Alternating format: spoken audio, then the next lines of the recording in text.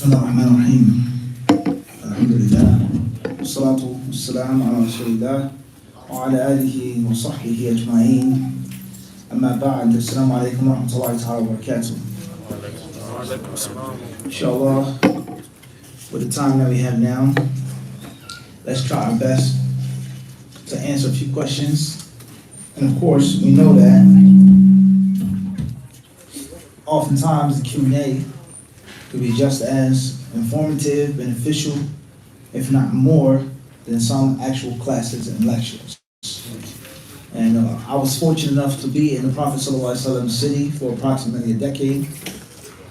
And I will remember sitting in his masjid, sitting with Sheikh Abdul Muhsin al-Abad, Hafidhullah wa Ra'ah, and I will watch the students of knowledge rush and fight and claw and scratch to sit as close to him as they possibly could and listen and benefit. And there'll be a huge number of those students from all different continents, races, and backgrounds. Huge number of tulab, hundreds, one class.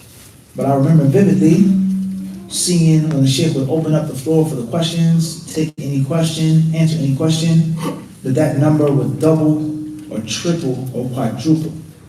And how the people who normally weren't interested in the class or just studying wasn't their thing, they weren't that hardcore and serious, but good Muslims who want to pray, do the right thing, they would be, it was irresistible for them to stop and listen. Many of them would have to stand. So the circle's already huge, and now it's bigger, and the people stopping, walking, people that you won't even think are that interested. They hear a question, what's the ruling on this issue? I have the same issue in my country, this, that. And they would stop and they would listen. They wouldn't have a choice but to listen. So from a young age in my studies, I realized the power and the importance of question and answer. And many of the teachers that I benefited the most from were those who opened up for Q&A. And this is one of the reasons, I don't know if I've ever explained this before, why on HadithDisciple we try our best to place a good amount of focus on questions and answers, if you notice. Without disrespecting anybody or looking down at anybody else, but you find many speakers, talkers, and sheikhs who don't do Q&A. They'll do all types of inspirational talks, motivational talks, speeches, high quality lectures in studio. But the amount of actual questions, let alone live questions that they take and entertain, you'll find is a trifle. And there are different reasons behind that. And every speaker is not forced or required to do that. We're not shaming anybody, but we're just trying to prove a point. Is that why we take certain questions and the amount and the ratio that we do is based off of many reasons. And one of those reasons is that what I got a chance to see and witness myself from my teacher sitting with them, how the people would listen. They would listen more, they would pay attention more. They're walking to go pray, they would stop just because, oh, I have the same issue in my country, in Algeria, with a loan, a bank. I had the same issue in my country in Morocco. We have the same problem in Bosnia and Chechnya, etc., etc. So this is something that I was exposed to at a young age and had a great deal of influence on me from then up until now. Let alone other teachers, personal meetings, which wouldn't be a talk, wouldn't be a lecture, but it would be, tafaddalu. What questions do you have? How can I help you?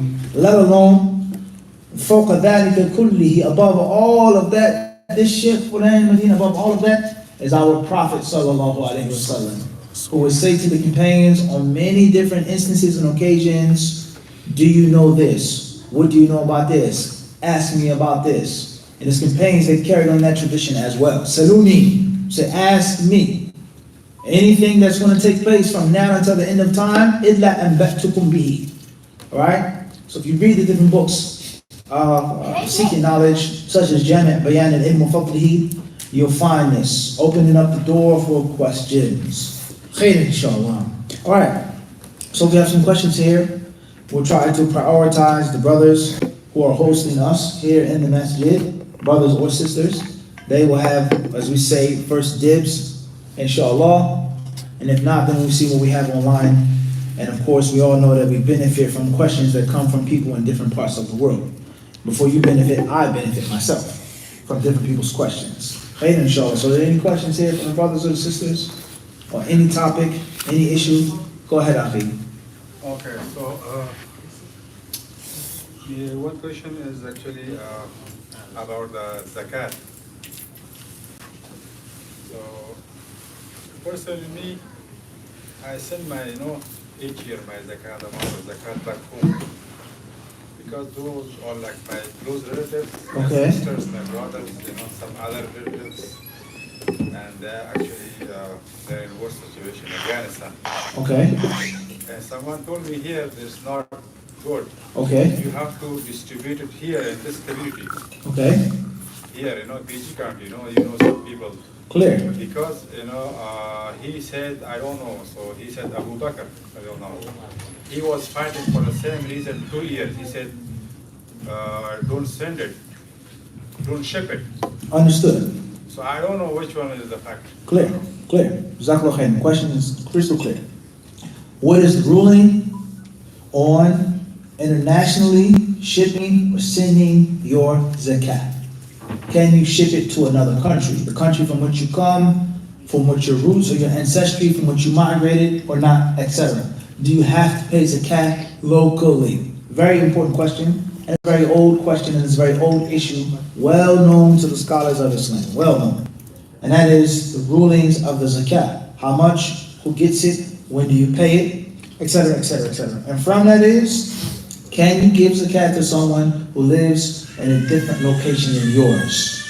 The general ruling is, in brief, is that is allowed by some scholars of Islam. Inshallah ta'ala, there's nothing wrong with that. It isn't something which is a bid'ah or made up. It's lawful, according to many scholars of Islam, and there are reasons why. What the brother told you about not sending your money to Afghanistan back home is partially correct. Meaning, there are some scholars who say the zakat has to be local. It has to be local. And it's based off of what the Prophet ﷺ said to Mu'adh, فَإِنْهُمْ أَطَاعُوكَ لِذَلِكَ فَأَعْلِمْهُمْ أَوْ أَخْبِرْهُمْ أَنَّ عَلَيْهِمْ صَدَقَةً تُؤْخَذُ مِنْ أَغْنِيَائِهِمْ فَتُرَدَّ فِي فُقَرَائِهِمْ. If they obey you in singling out a law and worship, if they obey you in establishing the 5 daily prayers, then tell them that they must pay a sadaqah, yani a zakat, a tax, alms tax, that is to be taken from their wealthy and given to their needy, their indigent, their poor. So they say the hadith clearly states fuqara'ihim, their poor, meaning local, in Yemen. Alright? So this is an evidence, and some scholars use, among others, to state that you must pay zakat locally. And they also say that it only makes sense for you to take care of those who are closest to you, those who are nearest to you. I have people that are hungry and needy in my own backyard. Why would I go to the next neighborhood to give out donations? That's illogical. That doesn't make sense. However, we know, and it's a reality, with all of the poverty in America and hardship and difficulty and misfortune, oftentimes it's nothing like other countries in the world. Whether they're third world, second world, underdeveloped, whatever term is given to them. Oftentimes we complain about poverty. I got into crime because I was poor, because I needed to feed my family. But that's nothing to a person who lives in this war zone. It's not that the school is second class, third class. We have less teachers, knows people of this race in this school. It's a ghetto school, it's a rundown school. There is no school in this country. That crater that you see in the ground, that was the school. Do you understand this or not? The big gigantic hole in the ground, that was the madrasa. It's no longer there. It was bombed. Versus in America, the worst, toughest neighborhood that you can find, regardless of the race, black, white, Hispanic, whatever, we have a functioning school. They may not be the best. There may be some delinquency in the school. The teachers aren't the best, etc., etc. But it's actually a functioning school, a public school. Versus the school is now a hole in the ground. You understand what I'm trying to say to you? I can't afford to get juice from the store, sugar water, we had to drink. Versus somebody walking 5 miles with heavy wooden pails and buckets just to bring back water. So there are levels of poverty and there are levels of hardship and difficulty. So therefore, those who are needy, they're your family members, they are more needy than people locally. It's permissible according to some of the scholars of Islam. But the last thing is, make sure that you give zakat to family members that you're not responsible for taking care of. If you're responsible for taking care of those family members, you can't give them zakat. There's no two birds with one stone. You're supposed to already give them nafaqah.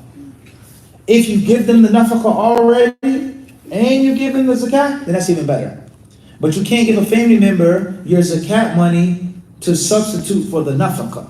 That's unlawful. Understand how it works? Someone who's dependent upon you, whoever that family member may be, you're responsible for paying for them, for maintaining them. You cannot kill two birds with one stone. You can't give them the zakat money to avoid giving them the what? The nafaqah. And the only time it's lawful to give the family member that you're responsible for providing for zakat money, if you give them the nafaqah and the zakat money. Understand? Clear, inshallah. So therefore, it's lawful, according to those scholars, nothing wrong with that. Bi'idhnillahi ta'ala. But make sure that you take care of those who are closest to you first. And there are many people that are needy, and there are many things that are needs in our own community. And Allah subhanahu wa ta'ala surely knows best. That's in brief. Sorry for taking too long on one answer. كمثل ذلك يعني الأضحية كذلك تماما سواء بسواء مثله. أيوة. والله أعلم. طيب, any other questions? All right. We'll take a few online. We won't hold you. Got further, Akhi. First question is two questions. It says, can you make dual intentions on a sacrifice for Eid al-Adha? Dual intentions. What dual intentions would they be? So if you have a child as well, you want to sacrifice for the Eid. Understood. No, the aqiqah is separate. And the udhiyah is separate. The dual intention that you could make, you could just say, I'm going to do the aqiqah. The udhiyah, you say, I don't believe it's obligatory, but I'm going to do the aqiqah during the time of the Eid. Labas. It's a virtuous time. The animals are available. People are open for banquets, so on and so forth. But the udhiyah is a thing, and the aqiqah is a thing. Two separate things. And Allah knows best. And the last question is, when should you slaughter for the new child? When should you slaughter for a new child? You have options. If you choose to do it on the 7th day, that's what's mentioned in the hadith. And if you want to do it on the 14th, according to some ulama, and some say the 21st, after another week. But the hadith says, Yawma sabi'ihi, on his 7th day. The 7th day in which he was brought into this world, the external world, because obviously the baby is alive. That's an interesting fact. People say, when was a person born? In actuality, the baby was alive for several months, moving and kicking, flipping and turning in the womb. But they came to this external world and they're born their first day of their life, etc. Right? Okay? So the 7th day is the preferred day. And if a person can't do it on the 7th day, do it whenever you can. Allah surely knows best.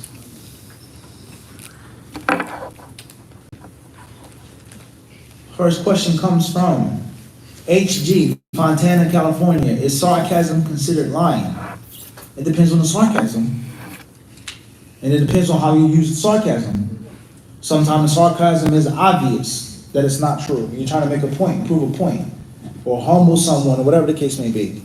And other times you may say the sarcasm, in which a person doesn't get it, and they take it for the literal, they may think that it's actual truth in which is not the truth, right? So it depends. And of course there are rulings on sarcasm as well. All right? When you can and cannot use sarcasm, etc. And Allah knows best. Be merciful to the insects, guys. If it's not harming anybody, then be merciful to it. Inshallah. If it's not harming anyone, be merciful. Inshallah, you must show mercy. Huh? Unless it's harming somebody. And Allah knows best. Question comes from Philadelphia, Pennsylvania. This was AP. What is meant by announcing the marriage? Announcing the marriage. Inviting people to your walima. Telling people the good news that you've got married. Does that mean you have to tell every single person, everybody, everyone has to be in all of your business? Not necessarily. But what's meant by that is announcing it to whoever you announce it to. Wallahu alam. We have to understand something now, that communities being closely knit versus communities being expanded and open is a difference. You live in a village, you live in a simple place, everybody dresses similarly, everybody eats the same food, they speak the same language. Nothing happens in this tribe except that you know about. So you're walking around with this woman, the woman is walking around with this man, she has a bump in her stomach, it's like, what happened? I got married 3 months ago or 6 months ago. Nobody knew. Suspicions, backbiting, gossip. You understand what I'm saying? Versus let it be known, that way there's none of that. But it's not like that nowadays. You may be married. I may know you for how many years. I didn't know this was your wife, this was your son. And there's nothing wrong with that. Because it's not as what? Closely knitted like that. It's different. You have your life, you have your lives going on, etc. Wallahu alam.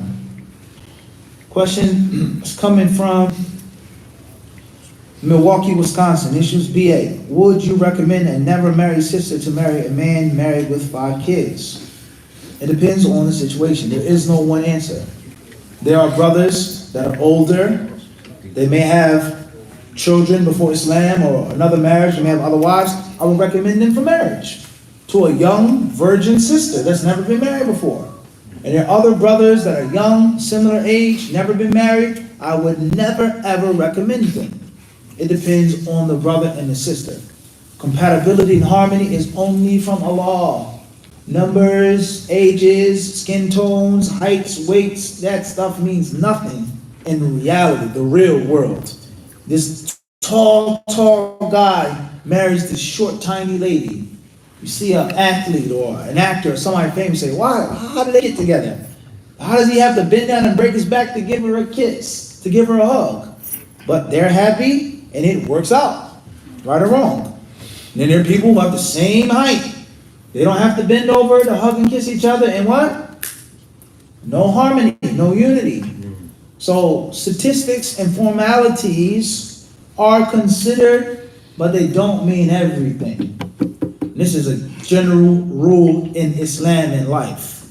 Formalities are not final. And it's a major problem in the Muslim Ummah, in which the Muslim Ummah oftentimes they worship formalities. There's no doubt about that. This is formally right and check, so it's got to be good. This brother, he studied for this amount of time in this place, so on paper, and it doesn't mean he's more knowledgeable than one who doesn't have that formality. We come from the same race, so it's automatically going to be compatibility. You can't marry a woman from another race, what type of food you're going to eat, you're going to want spicy, she's going to want bland, blah, blah, blah. You marry your cousin, the same tribe, same family, and next thing you know, there's what? Divorce, separation. Formalities are not final. They are to be considered, yes, but they're not what? They're not final. So maybe an older brother marrying a younger sister, and he may be kinder to her than a younger brother. Well, how can that? It depends on every single situation. Be like water, formless. Adopt the shape of the receptacle, of the vessel. Frozen, steam, slush, flow.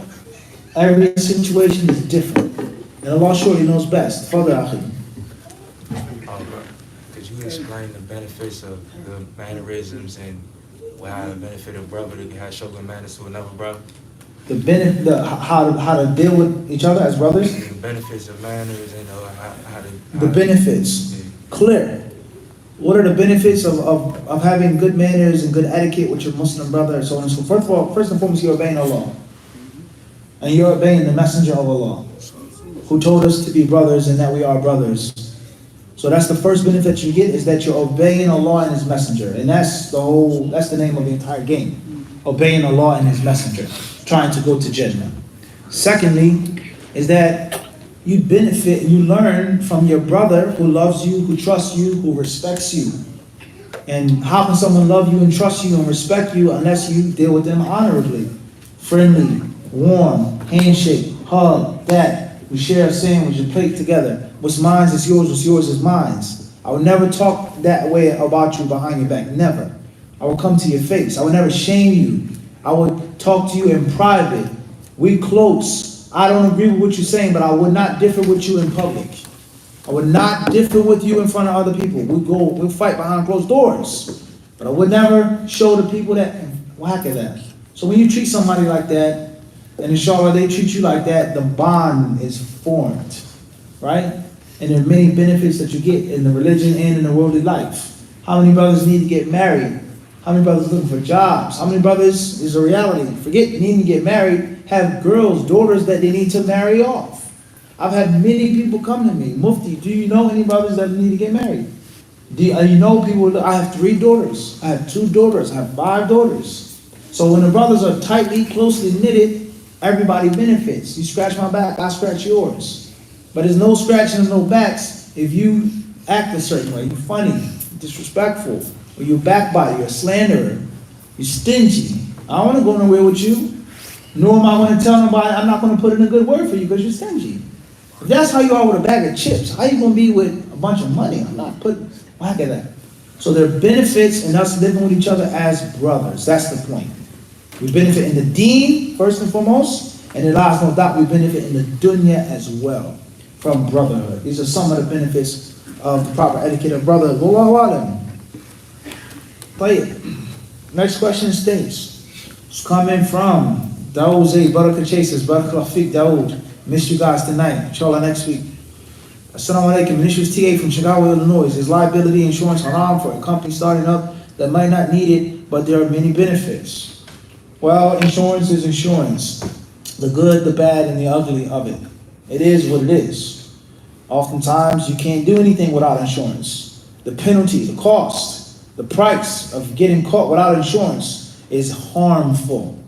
Whether that's driving or having a business that isn't insured, you'll find yourself in big problems, big trouble. Okay? Or the cost of repairing a damaged car. So oftentimes, insurance is a necessity.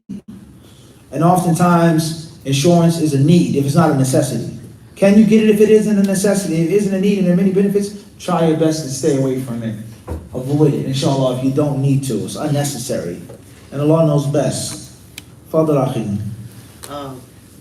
What would be the ruling if somebody had a business and they wanted to use advertising with women? You have a business and you want to advertise with women. It depends on what type of advertisement it is. Women that are dressed indecently, un-Islamically, they're doing something which is against the proper etiquette, for sure we say no. As far as a woman that's dressed, covered properly, speaking properly, let's say you sell women's clothes, women's overgarments, women's shoes, you may sell perfume.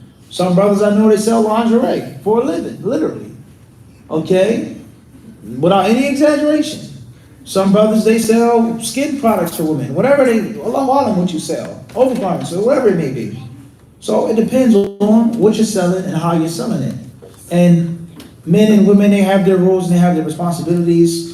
And honor and dishonor are plain, it's clear. Honorable versus dishonorable. I'm selling women's shoes versus I'm selling the woman and the shoes are on the side. It's a reality. Okay? And don't underestimate the power of advertisement. The power of advertisement. Okay, so last night I was driving through New York City with my children. So my oldest daughter, we were driving, coming from Times Square, and we were coming up where all the lights are. So she said to me, she said, Abby, she said, why is H&M, why do they have all of their lights on at nighttime? Are they still open? I said, no, they're closed. It was late at night, like AM time. Why? She said, what's that? Isn't that a waste of electricity? I said, say what you just said again. And she mentioned it, she repeated it. I said, you noticed the store, didn't you? You paid attention to the store, didn't you? When I here to buy clothes or shoes from H&M, we're driving through the city, but you noticed it, you verbalized it, it caught your attention. So the amount of money that they're spending on all of those lights to be on all night is nothing to the cost of profit and gain. So advertisement is powerful. Advertisement is dawah. And it allows no doubt. You may be selling something that is geared towards women, but it doesn't mean it has to be sleazy and disrespectful and indecent. And this is a very important piece of advice with regards to different YouTube videos. Oh, can a sister talk? Can a sister speak? Can a sister be the speaker? For argument's sake, the sister can speak. The sister can be on the flyer. The sister can be on the advertisement. But in what manner? A disrespectful and indecent manner. Laughing, joking, giggling, tight clothes. Something simplistic. versus this is a woman who has a message to give, a speech to give, a reminder to give, or she's selling something for women, announcing something for women. There's a huge difference, right? Huge difference. So don't underestimate the power of advertisement. And sometimes you may need the opposite sex for advertisement, depending on what it is. But honorably, what? Honorably. How she normally dresses, what have you, right? You get the point. Allah knows best. Sure. Tafadhal. And Tamim for the Tijara that owns a business and he wants to cover his business and the renters and things like that. But he himself, he's Muslim and he doesn't want to have insurance Tamim for him, for his life or for his family. Is it okay for him to have Tamim for his business constituents who are not Muslim? Understood. That's a part of the problem of ta'meen, of insurance, is that it's a big picking and choosing game. It's a huge problem, okay? I was in a restaurant once, it was in Brooklyn, eating food. Yemeni brother was serving us the food. He started the discussion about mortgages in America, North America. Can you get a house on a traditional mortgage? 20-year, 30-year mortgage, etc., so on and so forth. So he's talking, asking questions, etc. He says, of course, it's haram. It involves this, it involves riba, it involves keva, it's no problem. So I asked him, and he's just the waiter in the restaurant. I says, is this, hal hadha al-mahal, this mat'am, is it insured? He said, tab'an, of course it is. It wouldn't be in downtown Brooklyn if it wasn't insured. So I asked him, so how is it permissible for you to pay insurance, so the fees, the costs, but the house is haram? Obviously he said, I gotta go, I gotta serve another table. There's nothing for him to say. So one of the problems with insurance is that people pick and choose what is and what isn't lawful. It's lawful to have car insurance. Why? Because having a car is a necessity. According to who? Is it a necessity to have a car? Can you not get on a bus, train, metro, Uber? Can you not walk? Countries with populations, people ride bicycles. Is it a necessity to have a car? This is a serious question. Or you pick and choose what's durura. One person may say it's a necessity to own a what? A house. I can't rent for 20, 30 years, being kicked out, being evicted, broken, falling down. I need to have my own house for my family, etc. So oftentimes people are pick and choose on what is and what isn't a need or a necessity.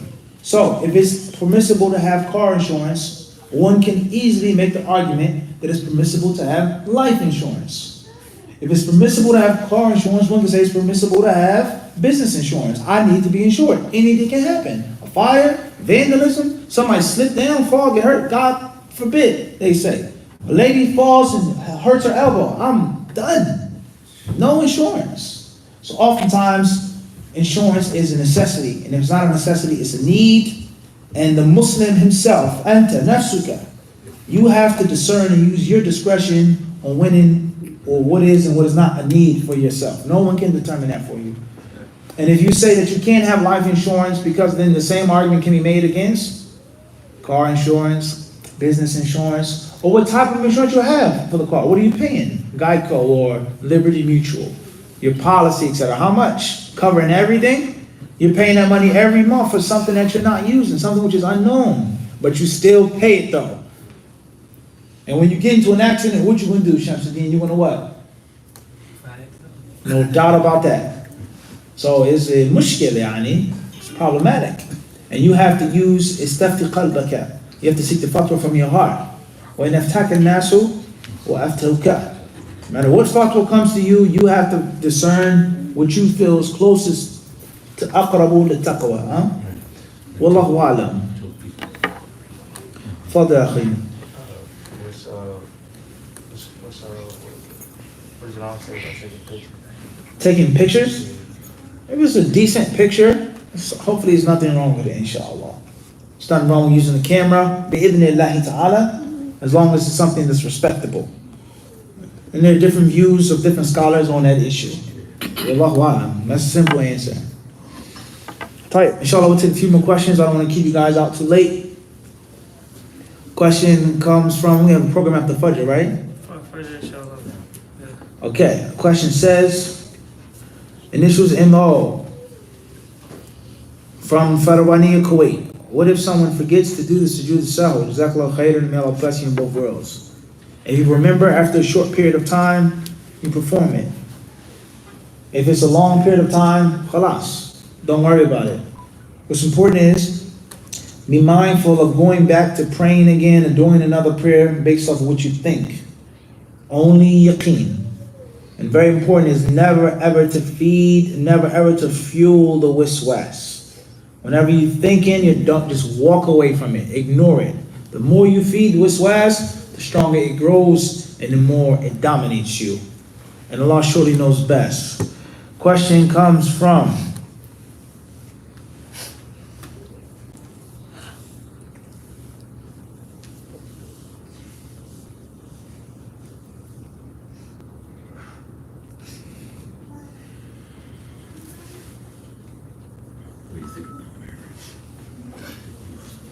you guys gotta put your name, initials. Initials AA from Bronx, New York. What are some red flags to look for when talking to a potential spouse? Wrong list. There are many. What's important is, it depends on your lifestyle, right? What type of lifestyle do you have? Do you pray 5 times a day, on time, every day? Or do you pray from time to time? So if you pray, you offer prayer regularly like you're supposed to, nothing special. And this person says, oh, well, I missed the salat, and sometime when I'm off, or I'm depressed, or I'm stressed out, I might, and alhamdulillah, at least they're open. They're open about it, unfortunately. But if someone who doesn't consider 5 daily prayers to be a staple, basic thing, something's wrong. Your lifestyle is not going to work, in which 5 prayers is ID, that's salt and pepper at the dinner table. There's no extra spice. And this person, they may look at 5 prayers a day as, a little something extra, garnish. Something's off. All right? Also, Bidnai Ta'ala, a red flag is someone not being upfront and open and honest. Right? As a wise man once said, I'd rather be hated for who I am instead of loved for who I am not. I'd rather be hated for who I am instead of loved for who I'm not. I'd rather me being the bad guy. And you know that I'm the bad guy. What did he say? He said, you need people like me. He said this. So you can point the fingers and say, what? That's the bad guy. That's a deep part of that film. Really deep. You need people like me. You guys are all hypocritical. Who knows what type of skeletons you have in your closets, evil deeds that you do. But you present yourselves, as the upper echelon of society eating in this restaurant. As far as me, that's not me. I don't hold no punches. I don't hold my tongue. I speak the truth, even though I'm the bad guy, right? You need people like me to go to sleep at night. So this is a deep part of human psychology. The bad guy is always needed so that people can throw their sins on him and say, that's the evildoer. As if you don't have, like we mentioned in the khutbah today. That's profound scene. Even though he made the money, he became rich and wealthy, his morals weren't like their morals. He still has some reality to him. So I'd rather be hated for who I am instead of loved for whom I am not. So if someone says to you, they say, are you a virgin? Did you break your virginity? Did you ever do drugs? Did you ever such and such? Do you have a tattoo? I'd rather not talk about that. I'd rather not speak about that, That's better than a person who just flat out lies. That's better. And that's from one aspect a red flag, but at least it's a clear red flag. You get the point I'm trying to make? Mm-hmm. Instead of someone it's a total different story. And Allah knows best. All right. Question comes from ID, New Jersey. City, not just the state. Jazakallah khairan. FA, Mississauga, Canada. Have an incontinence from the back passage and having hardship constantly changing clothes for prayer. Can I just make istinja at the beginning of prayer and wear the same clothes? Try your best to take the necessary precautions. And there are many different things that you can buy in a store, in a supermarket, that make it easy in which you don't have to wash. And you can just change and replace. That is your obligation and your duty. We don't live in a time in which cotton is hard to come by. Cloth is hard to come by. Textiles, $5 you can buy a box of this. $5 you can buy, $10 you can buy a pack of this. Very simple. That's your duty, inshallah ta'ala. If you can't afford that, If you don't have the ability, watch the best way that you can. فَاتَّقُوا اللَّهَ مَسْتَطَعْتُمْ. Fear Allah the best way you know how. And Allah knows best. TG from Dallas, Texas. Can you please make dua for me? May Allah bless you. Ameen. FA from Toronto, Canada. Can I overeat to be a bodybuilder? I'm uncomfortable being skinny. When is it wrong to overeat? It's a bad mentality to have. And alhamdulillah for asking the question. Many of us have this issue. We may be scared to say it though. We're over conscious of the next man's view or opinion. And a big part of that is sports, media, movies, Hollywood, Bollywood, Nollywood, whatever wood it is, right? People who make movies. And they determine to you how you're supposed to look. Strong men look like this. Beautiful women look like that. Smart men, skinny with glasses, big, thick bifocals, they make stereotypes and they ingrain them in society, and that's wrong. And there's stereotypes in many aspects of life. The bodybuilder is automatically supposed to be dumb and stupid and dunce. He's supposed to be a dunce. The athlete has no academic, and that's not true. You may find somebody who's great at sports and he's smart and sharp, and vice versa. All right? There are people who look skinny and geeky, dorky, or whatever, and they're not studious at all. I remember one time, I won't mention that story. About the time I went into a pet store, all right, looking for a tarantula, right? And they had a pink-toed spider in the window. The person that came over to help me had these big glasses on. They looked, like they knew, they didn't know anything about spiders or tarantulas or anything. They were of no help. I was giving them a lesson on the pink-toed spider. The moral of the story is, beware of these cemented stereotypes. They're harmful. What you're supposed to look like. A tough guy's supposed to be like this. Nah. If you're uncomfortable with how you look, just because of the next person, something's wrong up top. And no matter how much food you eat, no matter how many steroids you take, how much muscle milk you drink, or whatever the case may be, you'll never be satisfied. And there's always somebody who's bigger, who's bulkier, who's brawnier, who's more brolic. There's always someone smarter, prettier, thinner, skinnier, taller than you are. So you have to learn how to find inner peace and self-contentment. As the Prophet ﷺ said, لَيْسَ الْغِنَى عَنْ كَثْرَةِ الْعَرْضِ. Ghina, richness, is not from abundant material possessions. He says, however, ghina is ghina nafs. It's richness of the self. I'm comfortable how Allah made me, but I want to enhance this. I want to trim. That's fine. Beautifying and looking after yourself, but not to the point in which you're only worried about the next person's standard of toughness or strength or beauty or intelligence. And the list goes on. Right? Khair inshallah. Further. If there is an injustice, can Muslims march against that injustice? If there is an injustice, can Muslims march against it? In general, yes. A Muslim is responsible for standing up for the truth and joining the good and forbidding the evil, according to however or how much he can. The means, the machinations, whatever he has the ability to employ and to use, he has to. And that depends on the time, the place, and the culture. Physical, verbal, pen, political, etc., depending on what you have available to your hands. All right? What's important is protests and marching. It's a very long discussion regarding the ruling on these things. Something to be aware of and to be careful of. And this isn't addressed to anyone specifically, no specific country, but it is what it is. There are many rulings, modern day rulings, things that didn't exist in the time of the Prophet ﷺ. Ijtihad. And never underestimate the cultural influence of the ijtihad. Or vice versa, the cultural influence on ijtihad. And if you don't believe so, then just look at the different countries. Why do you think the scholars in this country say this is lawful? And the scholars in this country say this is a cardinal sin? Because political differences. The way they live here is not like how they live there. Here they have the kuffar's feet on their neck. Literally. So their fatwa is going to be different about, can you do this act? Is this lawful? And here in this country, they have prosperity, peace. They're protected by the kuffar. So of course their fatwa is going to be what? Totally different. And both sides are going to try to justify why it is halal, why it's haram. Quran and Sunnah says you can't do this. Quran and Sunnah says that you must do that. You get the point I'm trying to make. And there lies no doubt, a big part of this is marching and protesting. Okay? If a government silences all of its critics, However it silences them, through jail, through beating, through killing, through electrifying, through waterboarding, through torturing, through blackmail. Any critic has to be silenced. You can't say nothing against us. Of course, the fatwa in that country is going to be that protests are haram, because protests are means of people speaking out about which they feel is wrong, unjust, unfair, and we the people who pay the taxes, we the people who work in the factories, we the people who allow you to sit on the throne, we demand better.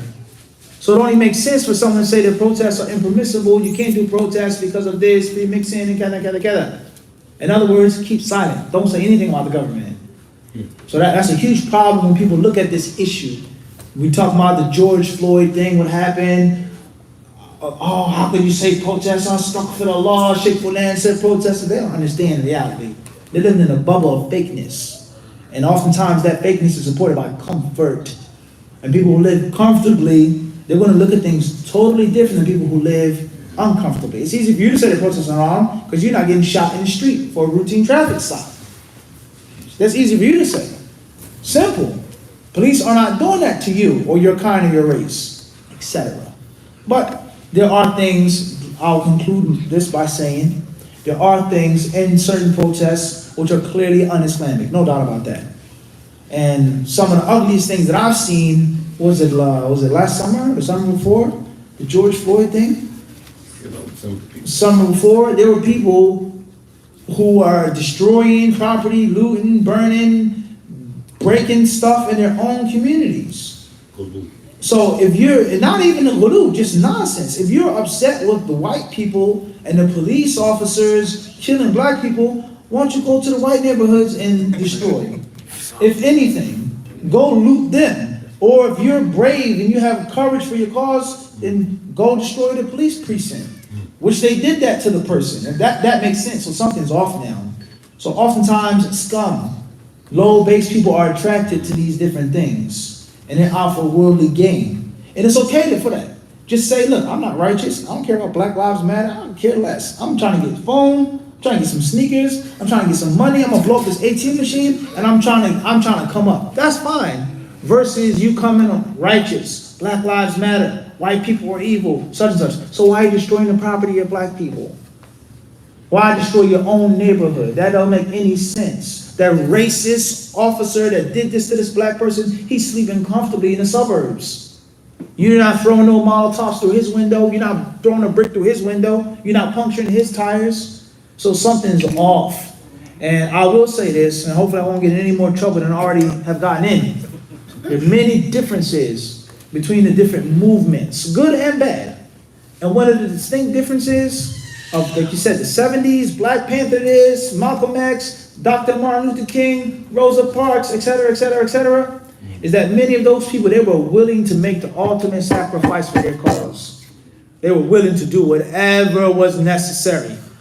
And many of us today, we say this, racism, oppression, sexism, but they're not willing to get a paper cut. Something's off. Something's wrong. So you be mindful of these issues, and Allah knows best. This will be our last question. Fadl Akhi. Since we're in the field of political, could you give the Islamic position on the LBQG, right? The reason I'm saying this is because the media is portraying it to the children that it's okay. Understood. I think it's important that you understand. Clear. Well, I think that we should make a challenge, and that challenge should be to find a verse in the Quran in which Allah talks about two males being together, living together, being raised together, reproducing with each other. If we can find a verse in the Quran to support that there's dhakar and dhakar, untha and untha, then it's a different discussion. As far as if every single verse in the Quran says, al-dhakara wal-untha, when he, taghashaha, here, his wife, his spouse, his mate, وَبَثَ مِنْهُمَا رِجَالًا etc., right? then obviously we have the answer already of the Islamic position with regards to homosexuality, lesbianism, bisexuality, etc. And it's crucial to strike the shepherd so that the sheep will scatter. It's very important. Strike the shepherd and the what? The sheep will run. Strike at the heart, not at the limbs. Go for the core. So before we get into human rights, civil rights, equality, etc., let's talk about what is the Muslim's position with regards to homosexuality. Acceptable, unacceptable. Is it cool? Is it not cool? Or even if you're talking about to the heart, is it natural? According to the Quranic narrative. If you can show me where Allah talks about mu'mineen and mu'mineen, mu'minat and mu'minat, marriage, divorce, at-talaq marratani. All right, Allah talks about divorce, and it's always huwa and what? Here, always. So if you can't find anything other than that, you're automatically forced in a corner. We don't have to talk about Lut. Oh, Allah destroyed them because they were hired, they were robbing people, or they were raping men. That's why we don't have. Let's not even talk about Lut. Let's not even go there. Let's just talk about the natural creation of man and woman. That's a fundamental belief in Islam. If you accept that there's man and man, woman and woman, then there's no discussion. But if you accept the opposite, then everything that comes afterwards is easy. Politics, do they have rights? Should we support them? Should we such and such? Is it okay such and such? Should we teach our children about, etc.? Don't forget this principle, to stab at the heart. Nothing else, first and foremost. So once we get that out of the way, we know the answer to that in the Quran is clear as day. Then we understand what we accept and what we don't accept. And there are many other things that we don't accept, but it doesn't mean that we have the right and it's now lawful for us to do physical harm to others outside of the boundaries of the Sharia. This person is homosexual, clearly, or if they're not homosexual, this man is extremely feminine, this woman is extremely masculine. Is it allowed in Islam for me to pick up a rock and throw it at him? To get an aluminum bat and swing it at him? Is it allowed for me to run them over with my car? Can I shoot at them? Can I light them on fire? Is that allowed in Islam, even though what they're doing is clearly against my faith? We know the answer to those questions as well. Last but not least is professionalism. We live among kuffar, kuffar live amongst us. It's not a Muslim society, it's not an Islamic society. You go into a place, you come to buy a tripod for your phone, or you come to talk about religion and sexuality. The cashier seems to be a homosexual. I'm a professional. He's supposed to be a professional too. How much is a tripod? Such, okay, thank you very much. Have a good day. That's it. It's no discussion. There's no fighting me for it because it's not an Islamic society. There's no enforcing of the Islamic rules. And you teach your son, Abby, what's wrong with him? Or such and such. You teach him this is how men talk, son. And this is how women are supposed to behave. Or if you see two men kissing, which is not a strange thing in 2021. It's not a strange thing to see two grown men French kissing. Waliyadu billah. It's on TV. No, in real life. Walking down the street, holding hands. You teach your children about what's correct. And you teach them about what's incorrect. But that doesn't mean that you go against what I previously mentioned. Because whether you like it or not, it's America. Whether you like it or not, that's the store. Whether you like it or not, that's the hotel. Whether you like it or not, you're checking in on the airplane, and the person it seems to be, you got to deal with it. But you teach your children, no, that's not all right, son. It's not natural. It's unnatural. It's not good. And if you have a feeling or a thought, you're supposed to fight it and get rid of it. And men are supposed to be with women, vice versa. All right. As far as this sheikh, this speaker, supporting LGBTQ, etc., etc., etc., not much to say. All right, so we should not mix and confuse the two concepts. Human rights, civil rights are one thing. Homosexuality is a total different instance. I do not condone the oppression of any minority group living in America. Black, Latino, Chinese, it's wrong, period. But it doesn't mean that I have to accept the fact what you're trying to push and throw on me of your agenda. Two different things. We're not here to talk about sex and men and women. We're here to talk about it's wrong how they treated you because you were this. Bottom line. Let's not confuse what? The two concepts. We'll stop here tonight.